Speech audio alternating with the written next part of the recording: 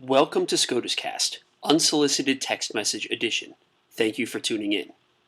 On October 14, 2015, the Supreme Court heard oral argument in Campbell-Ewald Company v. Gomez. This case concerns a complaint by Jose Gomez that Campbell-Ewald Company, a marketing consultant for the U.S. Navy, allowed a third-party vendor to send him unsolicited text messages in violation of the Telephone Consumer Protection Act. 3 questions are before the court. The first is whether a case becomes moot when a plaintiff receives an offer of complete relief on his claim, and the second is whether the answer to that changes if the plaintiff is attempting to bring a class action. The third question is whether the doctrine of derivative sovereign immunity for government contractors is limited to claims arising out of property damage caused by public works projects. To discuss the case, we have Mark Chenoweth, who is General Counsel at Washington Legal Foundation. As always, the Federalist Society takes no position on particular legal or public policy issues. All expressions of opinion are those of the speaker. And now, Mr. Chenoweth. Before we jump into the facts of the case, I should note that there is a derivative sovereign immunity issue in the case that I'm not going to discuss further, both for the sake of time and because it's not the issue that has garnered the interest and attention of outside organizations like Washington Legal Foundation. That said, let's begin. Respondent Jose Gomez contends that he suffered an injury when petitioner Campbell-Ewald Company in 2006 arranged for a third-party vendor to send him one or more unsolicited text messages urging him to join the Navy. Gomez contends that Campbell-Ewald's actions violated a provision of the Telephone Consumer Protection Act, which prohibits use of an automatic telephone dialing system to call a cell phone. The TCPA provides for enforcement by the FCC, state attorneys general, and it creates a private right of action. Individuals injured by violations of the TCPA may seek to enjoin the violations and to recover the greater of actual damages or $500 per violation, or up to $1,500 if the court determines the defendant willfully or knowingly violated the statute. In addition to seeking an award of damages for himself, Gomez sought to represent a class consisting of thousands of other individuals who allegedly received Navy recruitment text messages at the behest of Campbell-Ewald. The complaint also sought an injunction requiring Campbell-Ewald to cease all wireless spam activities and an award of reasonable attorney's fees and costs. However, before Gomez even filed a motion for class certification, Campbell-Ewald sought to end the lawsuit by giving Gomez all the relief he requested. It offered to pay him $1,503 for the one Navy recruitment text message he claimed to have received, and an additional $1,503 for any other similar text message he might in good faith claim to have received. The larger amount presumably in recognition of the fact that the complaint alleged that Campbell-Ewald acted willfully and knowingly, and Campbell-Ewald had to accede to treble damages to remove all adverseness from the case. Campbell-Ewald also offered to pay all reasonable costs and to stipulate to an injunction prohibiting the company from engaging in the alleged wrongs. Campbell-Ewald's offer took 2 forms. First, the company filed a notice of offer of judgment with the district court pursuant to Federal Rule of Civil Procedure 68. Second, the company directed a separate settlement offer to counsel for Gomez.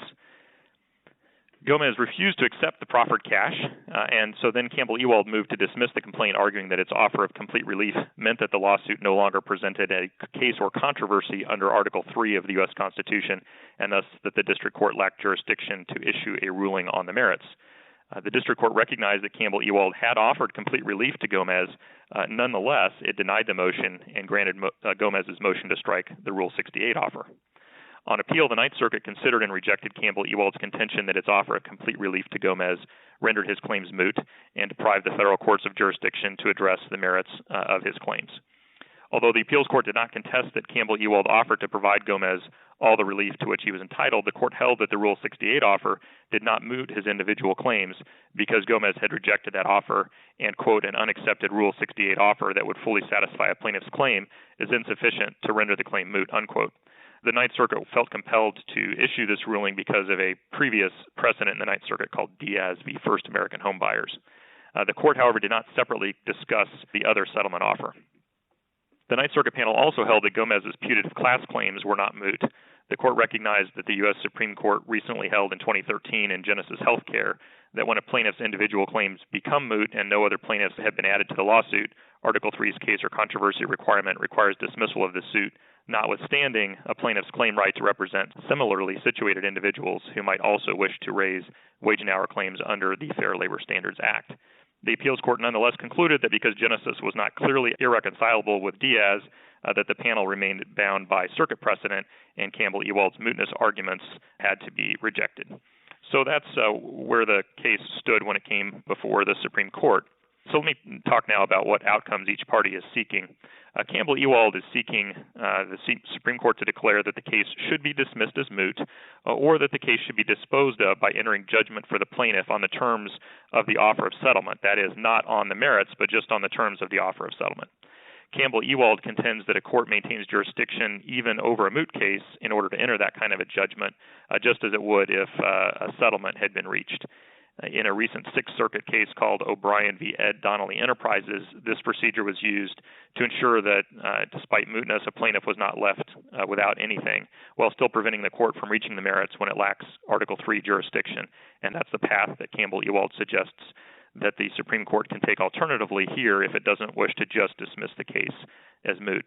Gomez, on the other hand, is seeking the outcome that the Supreme Court will declare the case not moot and permit the Ninth Circuit's order to stand. The effect of this outcome would be to send the case back to the district court, allowing a merits consideration of the class certification request, notwithstanding the fact that Gomez himself has already been offered full statutory damages.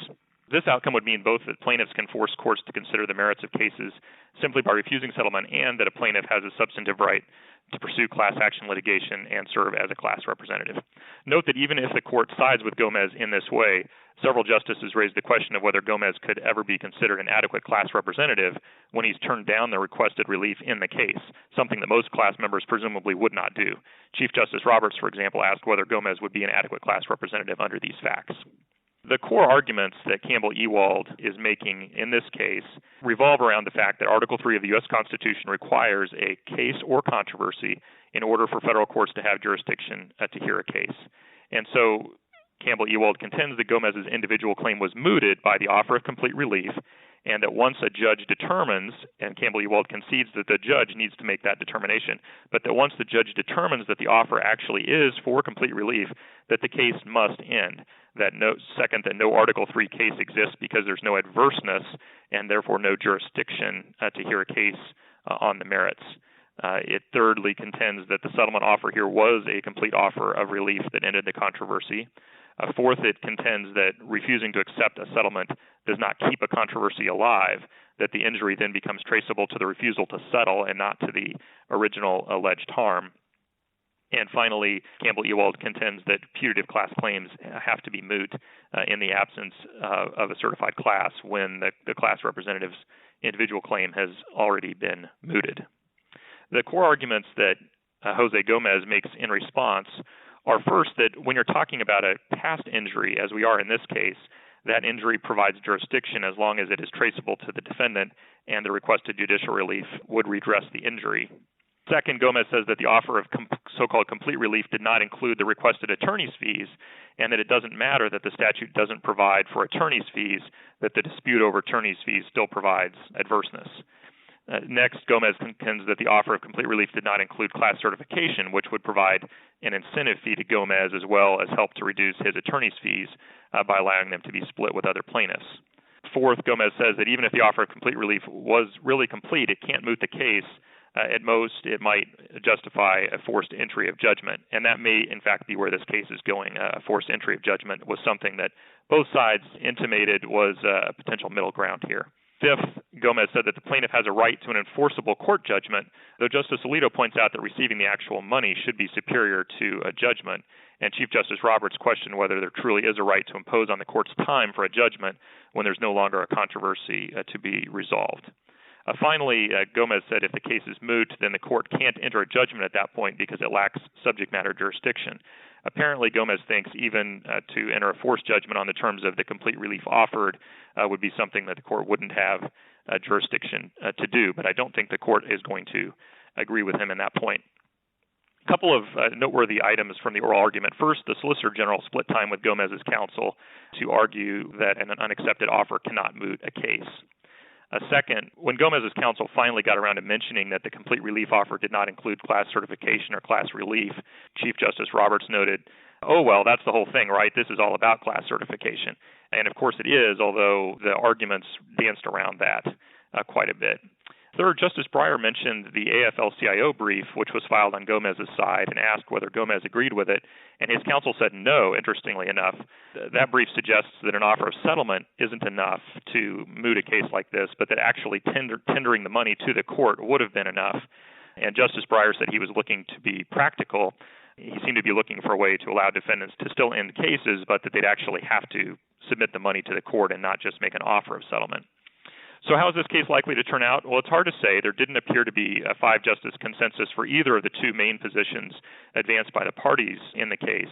One set of justices, including the chief, seems keen to address the policy issues implicit in whether or not class certification should be allowed here. Another set of justices, led by Justice Kagan, seems perfectly happy to ignore that question and focus only on the technical mootness question. And then Justice Breyer seemed intent to find a practical end. One such practical end would be the alternative that Campbell-Ewald put forward of having a mootness finding, but also then having entry of judgment, sort of a forced entry of judgment on the terms offered for complete relief. And although Gomez's counsel did not indicate that it would go along with that, it didn't argue very strenuously against that particular outcome, and I believe that that might be where the case is headed. The last point I'll make is that oral argument didn't address this, but I think it's a fair question whether the requested judicial relief would likely redress the injury. When the plaintiff turns down an offer of settlement for complete relief, it calls into question whether the relief sought was really likely to redress the injury after all. I don't know if the court will mention that, but if it does send the case back to the lower court for class certification review, I think that kind of issue would come up as the courts consider whether or not Mr. Gomez can be an adequate class representative. Thank you for listening to this episode of SCOTUScast.